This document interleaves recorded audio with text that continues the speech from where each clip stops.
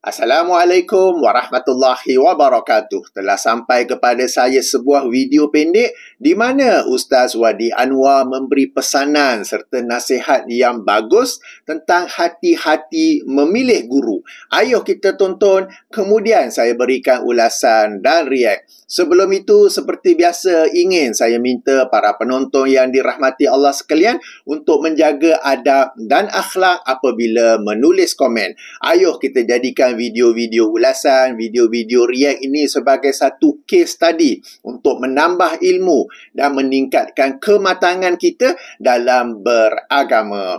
Ayuh kita tonton link bagi video ini, sebenarnya video TikTok. Saya berikan dalam kotak description. Hati-hati memilih guru. Kalau kamu jumpa orang-orang yang mencerca ulama dalam internet, media sosial, hati-hati dengan orang-orang itu. Mulut mereka tak segan silu untuk memanggil dengan gelaran binatang kepada para ulama, untuk memanggil gila kepada para ulama dan pendakwah lain. Ini ada satu kumpulan di Malaysia ni. Mulut mereka lancang dan biasa dengan perkataan syirik dan bid'ah. Dengan perkataan dia ni sesat. Nabi kata fasu'ilu, orang ramai pun bertanya mereka. Adakah mereka jawab? Bila ditanya, fa'aftau bi ghairi ilmin, mereka jawab sedangkan tak ada asas.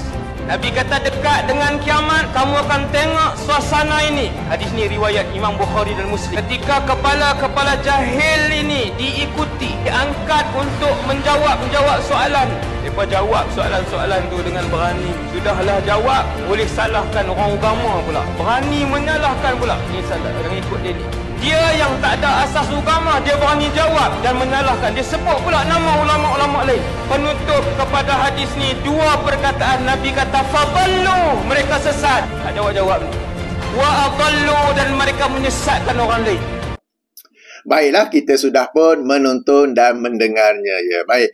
Yang pertama yang ingin saya ulas ialah Ustaz berpesan, kalau jumpa orang-orang di internet, di media sosial yang mencerca ulama, yang memberi gelaran binatang kepada para ulama tanpa segan silu, memberi gelaran binatang kepada para ulama dan memanggil gila kepada para ulama dan pendakwah lain, maka berhati-hatilah. Saya nak fokus pada yang pertama, yang ini mencerca atau mencela para ulama. Ya, saya teringat beberapa tahun yang lalu, ada seorang ustaz, dia bukan ulama, dia seorang ustaz, dia seorang penceramah yang salah nukil kalam Syekhul Islam Ibnu Taimiyah rahimahullah dalam topik melafazkan niat. Ya.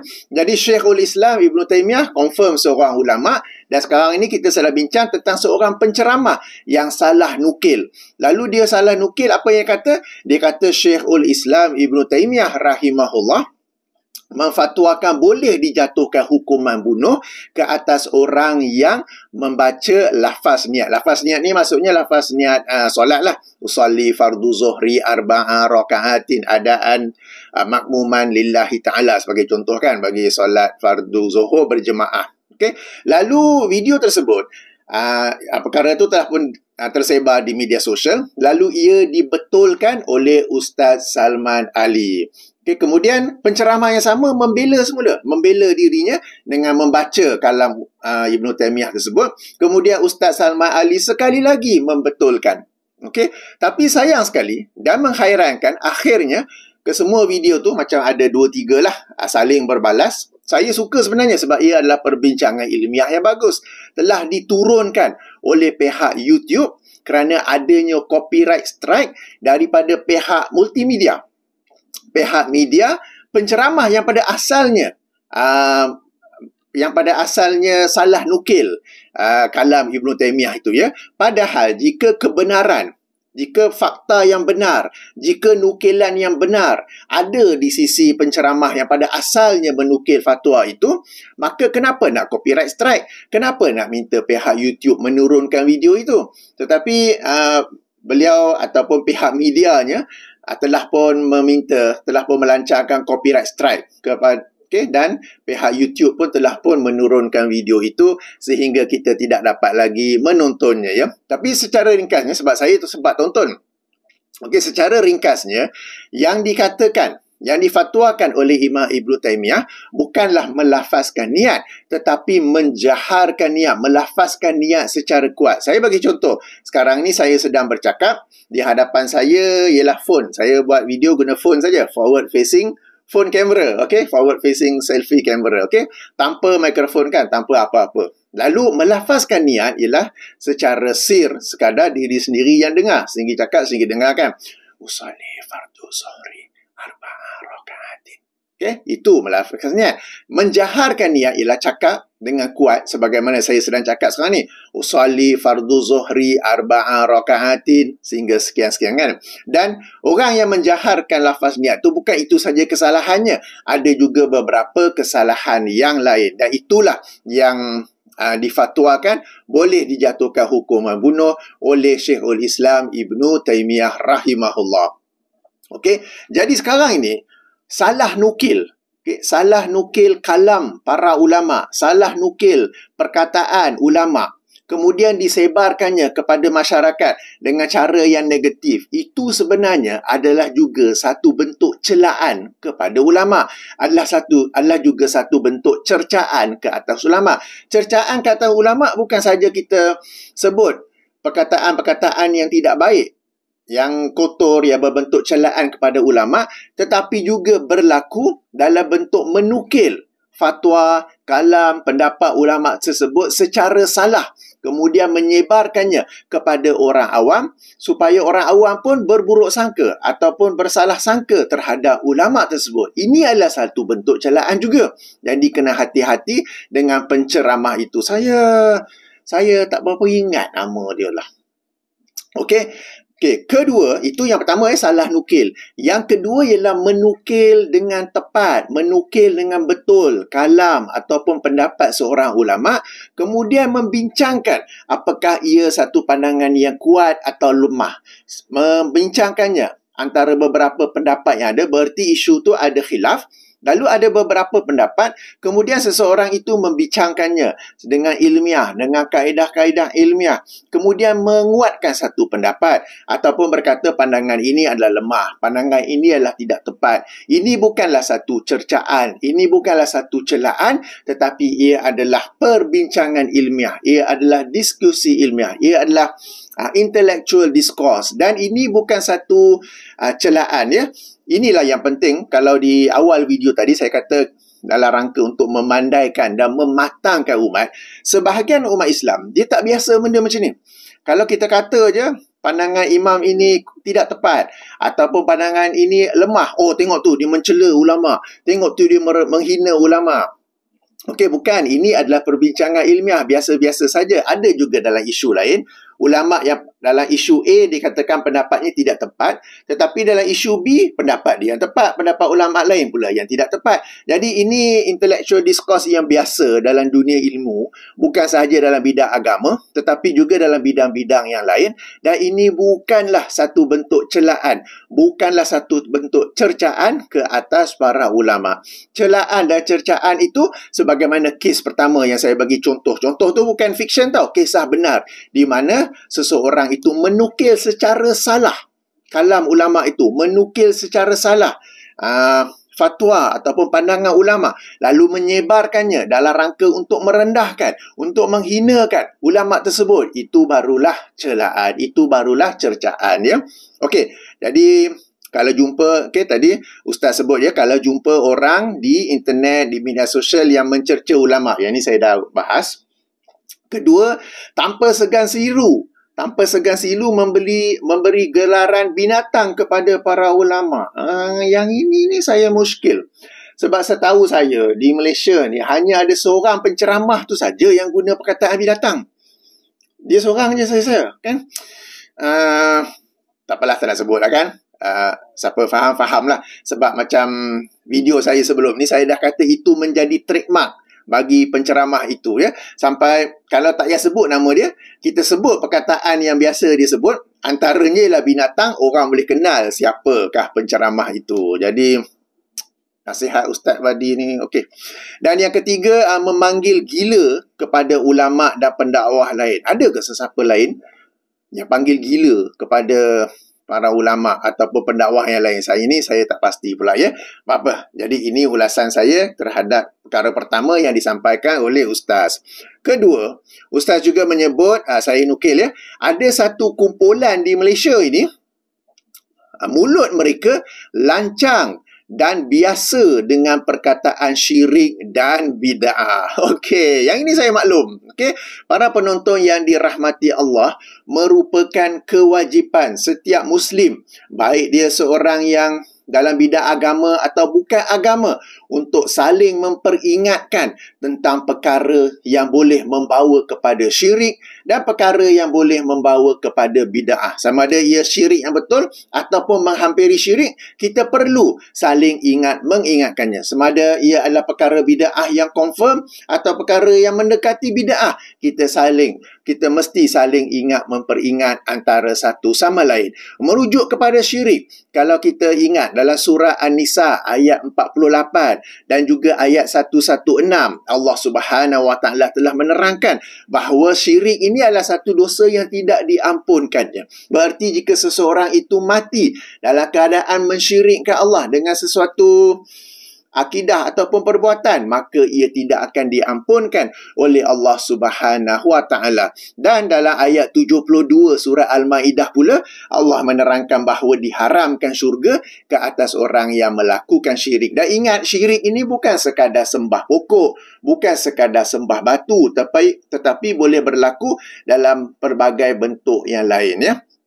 Maka menjadi kewajipan semua untuk saling memperingatkan umat Islam tentang syirik, tentang bahaya syirik dan apakah keyakinan, perbuatan dan juga amalan, keyakinan ke, ucapan ke, perbuatan ke yang boleh membawa kepada syirik. Sebagai contoh, sekarang ini ada usaha sebahagian orang agama untuk menormalisasikan berdoa kepada ahli kubur.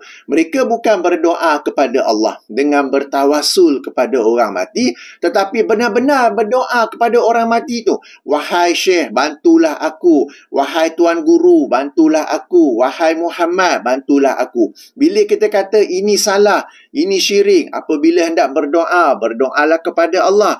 Mereka berhujah, kami hanya meminta kepada orang kubur tu, tetapi hati kami berkeyakinan bahawa Allah lah yang memakbulkan. Padahal kalau kamu meyakini Allah yang memakbulkan, kamu berdoalah kepada Allah. Kamu berdoa kepada orang dalam kubur yang sebenarnya sangat mengharapkan doa kamu agar engkau meminta kepada Allah mengampuni mereka, merahmati mereka, tapi sekarang ni kamu minta pada mereka pula. Ini adalah syirik. Kalau tak nak kata syirik pun, ini adalah sesuatu yang salah, sesuatu yang haram. Maka menjadi kewajipan orang agama memperingatkan umat Islam tentangnya, bukan pula mendiamkannya, kemudian mengkritik pula kepada orang yang berkata ini adalah satu ucapan, keyakinan atau perbuatan yang syirik. Sebab kalau nak bagi alasan, mulut cakap lain, hati berkeyakinan Allah yang makbulkan, boleh-boleh saja di kalangan umat Islam ni, saya bagi contoh, jangan buat tau. Boleh-boleh saja di kalangan umat Islam ini yang pakai rantai kemudian ada salib. Itu tu lambang Kristian. Tak, ini fashion je, pakai je. Yang aku yakin Allah saja Tuhannya dan Muhammad lah Rasulullah. Tak, ini pakai saja. Bolehlah macam tu kan. Ataupun boleh saja dia nak melakukan apa-apa kesalahan, tapi tak, yang aku yakin hukumnya tetap haram, tapi aku buat saja. Jadi antara keyakinan dan ucapan perbuatan tidak perlu seiring. Sebab bagi kami ahli sunnah wal jamaah berdasarkan manhaj salafus soleh, hati, lisan, perbuatan mesti selari.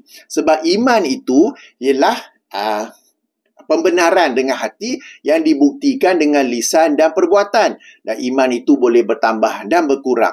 Tidak boleh seseorang itu berkeyakinan Allah yang akan memakbulkan doa, tetapi lisannya berdoa kepada orang mati dan perbuatannya pula pergi ke kubur orang tu dengan keyakinan di sisi kubur itu tempat yang dimakbulkan. Kan berlaku konflik di situ. Tak boleh seseorang itu berkeyakinan bahawa Islam adalah agama yang benar, tetapi dia pakai pula pakaian yang melambangkan syiar agama lain, macam tadi pakai cross apa kan, dan perbuatan-perbuatan yang lain.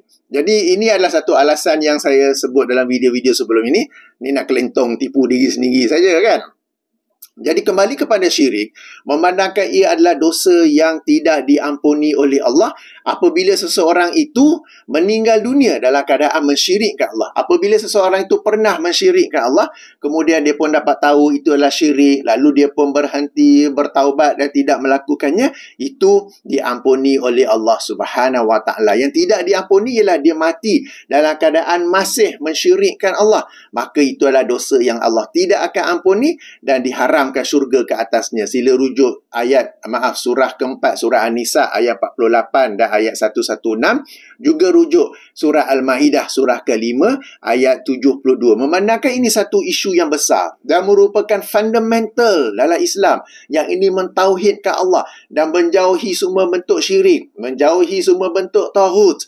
Maka menjadi kewajipan bagi semua, apatah lagi orang-orang agama, untuk saling memperingatkan tentang apa-apa ucapan, keyakinan dan perbuatan yang syirik atau menghampiri syirik atau yang boleh membawa kepada syirik. Bukan pula mendiamkannya, bukan pula mengkritik kepada orang lain yang menegur bahawa itu adalah satu perbuatan, keyakinan, ucapan yang syirik. Dan bezakannya, bila kita kata syirik, tidak serta-merta berarti orang itu musyrik. Kerana boleh jadi dia tidak tahu, boleh jadi dia confused, boleh jadi dia mengambil sedikit masa untuk fikir-fikir lama-lama, yelah betul lah aku tak nak buat dah kan. So, bila kita kata ini amalan syirik, ini perbuatan syirik, bukanlah berarti orang itu automatik menjadi orang musyrik, ya. Sama juga dengan bid'ah. Alright, dalam Al-Quran, dalam hadis, Allah Subhanahu Wa Taala dan Rasulullah Sallallahu Alaihi Wasallam telah pun memperingatkan tentang bid'ah, sebab bid'ah ini merosakkan agama sehingga akan datang satu hari nanti ada orang tidak kenal lagi agama Islam yang tulen kerana banyaknya bid'ah, dan bid'ah itulah yang disangkanya sebahagian daripada Islam. Maka sekali lagi menjadi kewajipan, menjadi peranan, menjadi tanggungjawab semua orang Islam untuk menjauhi bid'ah dan memperingatkan dan saling memperingatkan umat Islam daripada apa-apa keyakinan dan perbuatan yang bid'ah. Sama juga macam syirik tadi. Menjadi tanggungjawab, peranan semua untuk menjauhi syirik, maknanya saya sendiri jauhi syirik dan saya juga berpesan-pesan untuk semua orang menjauhi syirik. Dia bukan satu kumpulan saja yang kena buat. Okay? Sekarang ni, apabila adanya sebahagian orang agama yang tak nak buat, maka orang yang buat tu, dia memanglah kena buat, takkan nak diam saja kan? Macam sebagai contoh, baru-baru ni, hari ni 12 hari bulan Rejab, saya buat video ni.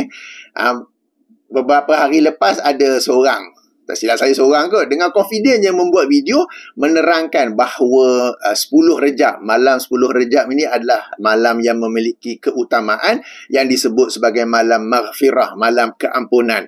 Dan sekian-sekianlah, kemudian itu malamnya, esoknya pula 10 Rejab dianjurkan berpuasa apa semua kan. Jadi ini adalah bid'ah, dan yang menariknya hanya sebahagian orang yang hendak menegur ia adalah bid'ah. Alhamdulillah, saya lihat rakan-rakan saya di Facebook telah pun menegur bahawa ini adalah satu keyakinan yang bid'ah, yang ini mengkhususkan 10 Rejab itu sebagai malam keampunan, esoknya pula ada sekian-sekian fadilat.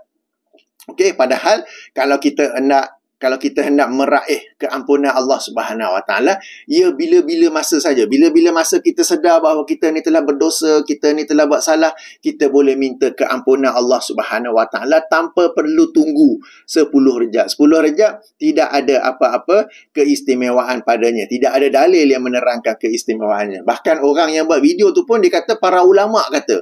Ulama mana kita tak tahulah kan. Tapi yang saya nak highlight di sini, ialah kenapa hanya sebahagian orang yang nak kata benda ni salah? Yang nak kata apa yang orang tu kata, videonya tersebar begitu luas, adalah salah. Mana pergi agamawan yang lain? Apakah peranan anda sebagai seorang agama? Tidak mahu memperingatkan orang daripada syirik, tidak mahu memperingatkan orang daripada bid'ah. What is your role then? Hanya nak cerita benda baik saja. Bukankah dalam agama ni amal ma'ruf, kita ajak orang pada perkara yang baik, kita ajak orang kepada solat, kita ajak orang kepada puasa, dan juga melarang daripada kemungkaran. Antara kemungkaran itu ialah syirik, antara kemungkaran itu ialah bid'ah. Maka jika anda tidak mahu melakukannya, jangan pula menyalahkan orang lain yang melakukannya, sebab ini memang salah satu tanggungjawab bagi setiap Muslim. Okay, bagi setiap Muslim. Tidak boleh nak kata ini orang agama saja. Sebab kita maklum sekarang ni, orang agama sebahagiannya bertanggungjawab, sebahagiannya lagi suara kurang baik dah ya. Okey, jadi itu poin kedua. Poin ketiga, Ustaz membacakan hadis. Dalam potongan video tu, kelihatannya Ustaz hanya baca sebahagian akhir daripada hadis itu, tidak daripada awal. Saya tak tahu sebab ini yang saya dapat video TikTok. Mungkin dari awal Ustaz telah baca hadis secara penuh. Okay, tapi orang yang buat TikTok tu yang potong menjadi bahagian akhir saja. Jadi tak apa, saya nak baca hadis tu secara penuh. Hadis yang Ustaz baca tu, Ustaz ada sebutkan hadis riwayat Imam Bukhari dan Muslim, betul. Ia dalam Sahih Al-Bukhari hadis nombor 100 mengikut penomboran Fathul Bari, dan hadis Sahih Muslim nombor 2673 mengikut penomboran Syarah Sahih Muslim oleh Imam An-Nawawi ya. Saya baca di sini lafaz daripada Sahih Muslim, depan saya ni laptop saya, daripada perisian Maktabah Syamilah, di mana Rasulullah sallallahu alaihi wasallam bersabda, saya ada tangkap layar dan letak di tepi juga. Baginda bersabda, innallaha la yaqbidul ilman tiza'an yantazi'uhu minal ibadi. Okay, bermaksud sesungguhnya Allah tidak menghapuskan ilmu dengan cara mengambil sekaligus daripada hamba-hambanya. Walakin yaqbidul ilma biqabdil ulama. Akan tetapi Allah mengambil ataupun menghapuskan ilmu dengan kematian para ulama. Okay? Kemudian ingat ya, hatta iza lam yubaqi aliman, sehingga tidak berbaki seorang pun ahli ilmu. Sebab ulama ni plural. Bila berbaki tu Rasulullah sebut hatta iza lam yubaqi aliman, sehingga tidak berbaki seorang pun ahli ilmu, seorang pun yang berilmu ya. Kemudian ittakhazan nasu ru'usan juhalan. Lalu orang ramai, manusia, orang ramai mengambil ru'usan. Ru'usan ni terjemahan harfiah kepala lah. Tetapi yang dimasukkan ialah pemimpin-pemimpin mereka, ketua-ketua mereka yang juhalan, yang jahil. Fasu'ilu, lalu mereka pun bertanya, orang ramai ni pun bertanyalah kepada ketua-ketua mereka itu, fa'aftau bi ghairi ilm. Lalu ketua-ketua mereka itu pun memberi fatwa bi ghairi ilm, tanpa berdasarkan ilmu. Fadallu, dan ketua-ketua mereka ini sesat, wa adallu, dan juga menyesatkan. Okey, demikian hadis daripada Sahih Al-Bukhari dan Muslim. Ini lafaz Sahih Al-Bukhari. Okey, jadi perhatikan, fokus kita ialah sabda Rasulullah sallallahu alaihi wasallam, hatta izalam yubaqi aliman, sehingga tidak berbaki seorang pun ahli ilmu. Apakah hadis ini applicable sekarang ini? Saya rasa tidak. Sebab sekarang ini ada banyak orang-orang yang berilmu, cuma bercampur aduk antara orang yang berilmu, orang agama yang berilmu dan amanah dengan ilmunya, dengan orang-orang agama yang mendiamkan ilmu mereka dalam rangka untuk mendapat populariti, dalam rangka untuk mendapat sampul surat, dalam rangka untuk mendapat jemputan. Sebab kalau ditegur perkara-perkara yang menjadi kebiasaan masyarakat mereka, dibimbangi tiada lagi jemputan, dibimbangi tiada lagi sampul surat, dibimbangi hilang title selebriti itu ya. Jadi sekarang ini, sebab sabda Nabi sekali lagi saya sebut ya, hatta iza lam yubaqil aliman, sehingga tidak lagi berbaki seorang pun ahli ilmu. Kalau nak kata mungkin yang dimasukkan oleh hadis ini ialah sedikitnya tinggal ahli ilmu, ahli ilmu dalam bidang agama ni pun, saya rasa, pandangan saya tidak not applicable di Malaysia sekarang ni. Sebab yang saya tahu ada banyak ahli ilmu di Malaysia sekarang ini kan. Cuma kita nak kena bezakan antara ahli ilmu ni mana yang jujur, yang amanah dengan ilmunya, menampaikan yang hak tanpa kisah AJK masjid tu jeling-jeling atau tidak, tanpa kisah nanti dia akan dijemput lagi ataupun tidak, ataupun yang macam tadilah, tak ada nak mensyirikkan pun, tak ada nak membida'ahkan pun. Apa-apa keyakinan, ucapan, perbuatan yang memang bida'ah, yang memang syirik, dia diam saja, tak ada pun kan. So kita kena bezakan ya. Jadi hadis ini sebenarnya merujuk kepada tiada lagi orang yang berilmu, atau nak kata takwilan pun amat sedikit orang ilmu. Sekarang di Malaysia para ustaz, para ustazah banyak sangat. Cumanya mana yang amanah, mana yang benar-benar menyampaikan ilmu atas dasar takwa kepada Allah Subhanahu Wa Taala ataupun atas sebab-sebab yang lain, ya. Okey. Kemudian bila dah tak ada orang yang alim ini ataupun sangat sedikit orang yang alim ni, orang ramai ittakhaza mengambil ru'usan juhala, mengambil ketua-ketua mereka yang jahil. Ada ke di Malaysia sekarang ni yang kita ambil Perdana Menteri untuk bertanya urusan agama? Adakah kita sekarang ni mengambil ketua menteri ataupun menteri besar sesebuah negeri untuk bertanya urusan agama? Tak ada kan? Ada ke saya yang terlepas pandang ni? Okay? Jadi ittakhazan nasu ru'usan juhalan, mereka mengambil ketua-ketua mereka yang jahil. Alright, setahu saya tak ada yang buat begitu.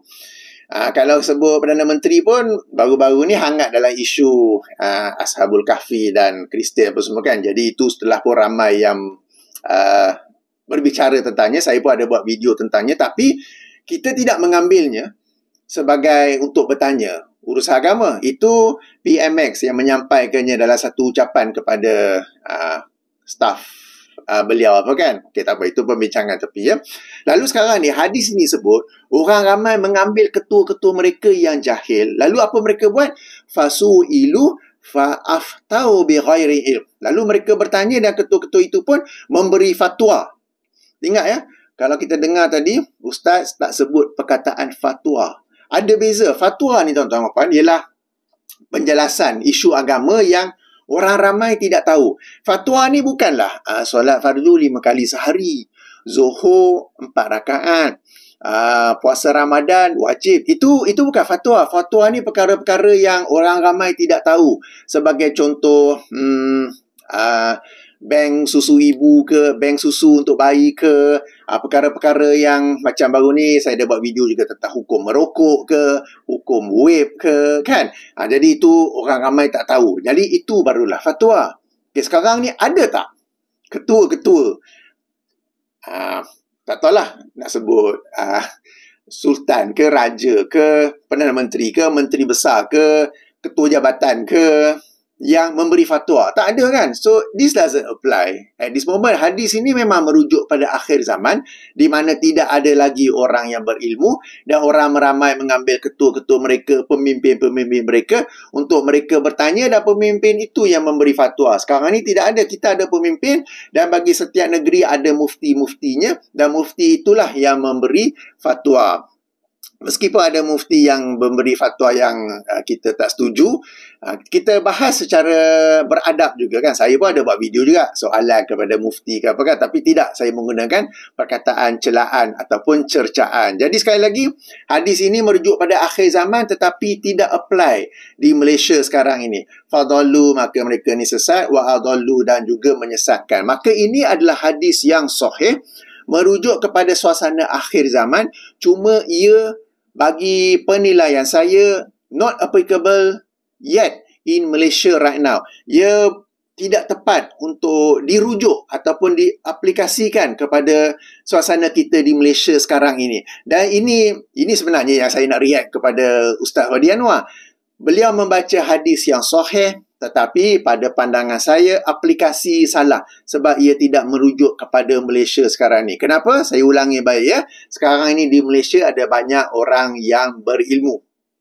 Okey, kita ada banyak orang-orang yang belajar agama baik di universiti-universiti di Malaysia maupun di luar negara, universiti ke, sekolah pondok ke apa ke. Memang ada berbeza aliran, alright, tapi mereka yang penting adanya di kalangan mereka ni yang beramanah, bertanggungjawab, menyampaikan yang hak. Tak kisah lepas tu akan dapat jemputan atau tidak. Tak kisah lepas tu akan jadi selebriti atau tidak. Dan kemudian ada lagi segolongan yang pertimbangan mereka ialah macam saya sebut tadi, dapat jemputan ke tidak, dapat title selebriti ke tidak. Jadi pada yang kumpulan kedua ni kita tak akan dengar mereka ni menegur amalan-amalan yang confirm salah. Tetapi masyarakat tak suka dengar. Mereka akan tegur apa yang masyarakat suka dengar. Sebagai contoh, ada ustaz yang kata kan, yang tak pakai tudung ni masuk neraka sebab masyarakat boleh terima tentang pakai tudung. Bab itu dia akan tegur. Okey, tak pakai tudung akan masuk neraka. Meskipun teguran itu adalah salah. Sebab akidah ahli sunnah wal jamaah ialah orang yang melakukan sesuatu kesalahan, sesuatu maksiat, sesuatu kemungkaran, dia terserah kepada Allah Subhanahu Wa Taala. Boleh jadi Allah akan mengazabnya, boleh jadi Allah akan mengampunkannya dan dengan rahmatnya memasukkan orang itu ke dalam syurganya. Jadi kita tidak boleh berkata orang yang berbuat kemungkaran dalam kes ini tak pakai tudung ataupun tidak menutup aurat dengan sempurna akan masuk neraka. Kita boleh memberi peringatan, dibimbangi kamu akan masuk neraka. Ingatlah bahawa Allah dan Rasulnya telah pun memberi amaran perkara ini boleh membawa kepada neraka. Kita tidak boleh berkata confirm masuk neraka. Jadi beza ya. Terhadap isu ini saya juga ada membuat video. Sila rujuk dalam playlist yang saya sertakan. Okey, jadi kenapa hadis ini tak tepat apply di Malaysia sekarang ni? Pertama, banyak orang berilmu dalam bidang agama, cuma mereka ni terbahagi dua. Kemudiannya orang ramai tidak mengambil ketua-ketua mereka untuk minta fatwa. Tak. Saya mungkinlah kalau secara peribadi ke apa, tetapi sebab ni ittakhazan nasu. Maknanya orang ramai ambil ketua mereka. Yang jahil untuk bertanya soal agama dan ketua tu memberi fatwa. Fa'aftau bi ghairi ilm. Memberi fatwa tanpa ilmu. Ada ke orang ramai? Ada ke rakyat Malaysia? Ataupun rakyat sesebuah negeri yang ambil ketua mereka, pemimpin mereka, dan sebagai rujukan agama, minta fatwa dan pemimpin mereka tu memberi fatwa? Tak ada kan? So, doesn't apply to Malaysia sekarang ini je. Jadi, ini adalah hadis yang sahih, yang saya rasa seolah-olah ustaz memaksa aplikasi ni pengamalannya ataupun maksudnya kepada apa yang sedang berlaku di Malaysia sekarang ini. Jadi hadis yang sahih tetapi pengamalan ataupun aplikasi yang tidak tepat pada masa kini. Ia akan datang pada satu masa nanti. Ia merupakan salah satu hadis akhir zaman. Pada masa kini kita masih ada lagi para ulama, para ahli ilmu yang jujur, lagi amanah yang boleh kita jadikan rujukan. Dan bila kita bertanya kepada mereka, mereka akan jawab. Kalau fatwa apa, bukannya mereka yang memberi fatwa, tetapi mereka menukil daripada Jabatan Mufti Negeri ke, daripada mana-mana fatwa yang telah diputuskan sebelum ini ke, baik di Malaysia maupun di negara yang lain. Dan mereka ini berbicara dengan perkataan yang baik juga dalam rangka mengeluarkan fatwa tersebut. Baiklah. Panjang dah pula ulasan saya tutup dengan beberapa kesimpulan ya. Jadi benarlah nasihat ustaz agak hati-hati dalam rangka memilih guru ya. Jadi ayuh kita berhati-hati supaya tidak mengikuti, tidak berguru dengan guru yang salah nukil kalam ulama. Yang kedua, lazim menggunakan perkataan buruk dan atau celaan. Yang ketiga, yang tidak mahu mensyirikkan apa-apa keyakinan, ucapan ataupun amalan masyarakat yang syirik atau boleh membawa kepada syirik. Sama juga, kita tak mahu berguru dengan guru yang tidak mahu membida'ahkan apa-apa keyakinan, ucapan dan amalan yang bida'ah atau boleh membawa kepada bida'ah. Dan kita juga tidak mahu berguru dengan orang yang baca hadis sahih tetapi salah penjelasannya ataupun salah mengaplikasikannya dalam masyarakat sekarang ini ya. Jadi macam mana kita nak tahu guru yang betul, guru yang tak betul? Ini yang kita kena sentiasa luas dan sentiasa menganalisa dan mengkaji. Tak boleh ikut seorang je. Kena sentiasa menganalisa, sentiasa membanding. Kemudian kita akan dapat mengenali manakah guru yang memiliki ciri-ciri yang baik. Yang ini menukil kalau ulama secara tepat. Bila nak nukil pun baca, tunjuk dekat skrin ke macam mana kan.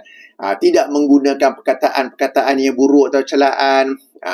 Berani mensyirikkan, bukan memusyrikkan, tetapi mensyirikkan, berani membida'ahkan ucapan, keyakinan dan amalan yang memang syirik, yang memang bida'ah atau mendekati syirik dan bida'ah ya. Dan baca hadis yang sahih dan dengan penjelasan dan dengan maksud yang betul, bukan sekadar hadis sahih tetapi penjelasan yang salah, ya. Kalau nak baca hadis dhaif pun, okey, ini sebagai tambahan, dia baca dengan syarat-syarat yang telah diletak oleh para ulama seperti kedhaifan yang ringan, dia tidak berkata Rasulullah bersabda tetapi diriwayatkan sebuah hadis bahawa sekian, diterangkan bahawa ini adalah hadis dhaif tapi saya terangkan atas dasar keutamaan beramal atau atas dasar memberi anjuran atau memberi peringatan daripada satu kesalahan, ya. Dan dia tidak membicarakan, tidak menggunakan, tidak menyampaikan hadis dhaif tersebut dalam urusan akidah mahupun hukum hakam. Macam mana nak dapat guru ni? Itulah kita mesti sentiasa terbuka dan menganalisa. Tak boleh ikut seorang saja dan lalu kita macam mana nak kenal, kan? Baik. Itulah ulasan saya. Saya tutupi dengan subhanakallahumma wa bihamdika asyhadu an la ilaha illa anta astaghfiruka wa atubu ilaika. Assalamualaikum warahmatullahi wabarakatuh.